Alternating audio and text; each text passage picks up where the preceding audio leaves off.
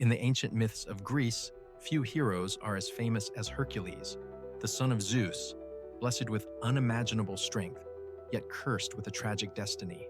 To atone for his sins, he was given a challenge unlike any other: 12 impossible tasks, known as the 12 Labors of Hercules. Today we journey through each of these legendary trials. Hercules' first task was to slay the Nemean Lion, a beast with impenetrable skin. No weapon could pierce it. So Hercules wrestled the monster with his bare hands, choking it to death. From its hide, he crafted his iconic lion's cloak, symbol of his strength and courage. Next came the Hydra of Lerna, a serpent with many heads, and when one was cut off, 2 more would grow. Hercules, with the help of his nephew Iolaus, cauterized each neck as he struck, until the monster was finally defeated. He buried its immortal head under a heavy rock. Hercules was ordered to capture the sacred Lernaean hind, a swift deer dedicated to the goddess Artemis. For a year, he pursued it through forests and mountains, until at last, he caught it without spilling its blood, earning Artemis's reluctant approval. His fourth challenge was to capture the monstrous Erymanthian Boar, a creature that terrorized the countryside. Hercules drove it into deep snow and trapped it alive, carrying the beast back on his shoulders to King Eurystheus, who hid in terror at the sight. For his 5th labor, Hercules was tasked with cleaning the Augean Stables in a single day, home to thousands of cattle that had not been cleaned in years. Using his wit, he diverted the rivers Alpheus and Peneus, washing the filth away in a single sweep. Next, he faced the Stymphalian Birds, deadly creatures with bronze beaks and metallic feathers sharp as arrows. With the help of Athena, Hercules used a rattle to startle them from the trees, then shot them down with his bow.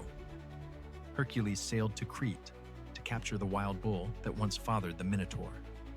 Wrestling the beast to the ground, he subdued it and carried it back to Greece, adding yet another impossible victory to his name.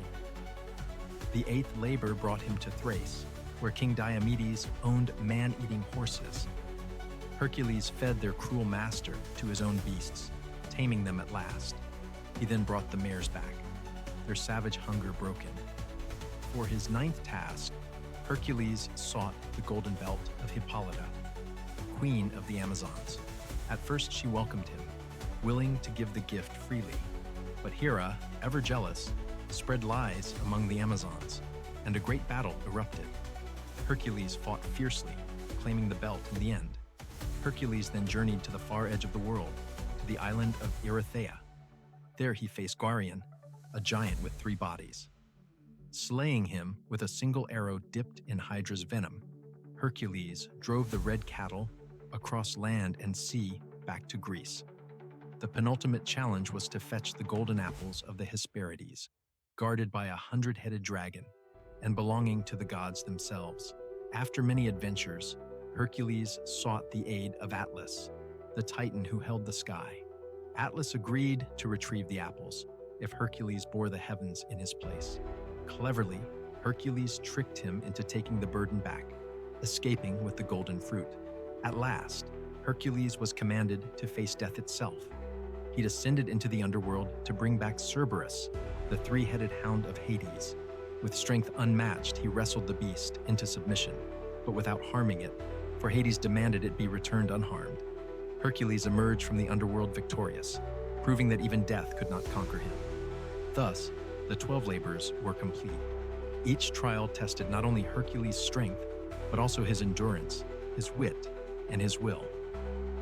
Though born of punishment, his labors turned him into the greatest of all heroes. His name and his deeds echo through history as a symbol of resilience, courage, and the power of redemption.